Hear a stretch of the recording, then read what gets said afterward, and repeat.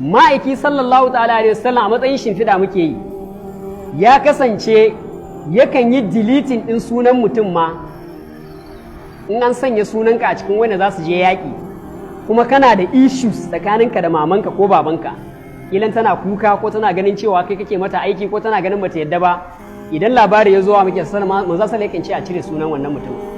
Akwai sahabin da ya taba zuwa wajen sallallahu an sanya sunansa, ka'ida ne na yaƙi idan an ayyana ka to dole sai ka je. Mun gane nan ko? To shi wannan sahabin an sa sunansa da ya je ya gaya wa mamansa a gida, aka ce tirran da ya gaya wa maman ba ta bacci kuka take yi. Har ran da za a je wannan yaƙin ya zo ya ce ma'aikin salam ga abin da ke tsakanina da mahaifiyana tun da ka sanya sunana a cikin wannan yaƙin kuka take yi.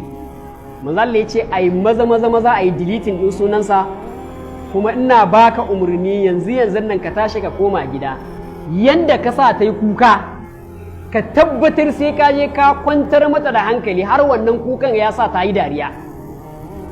Lokacin ki sawa shi normal yin nano gan cewa iyaye su suke da wayannan abubuwa din jama'a.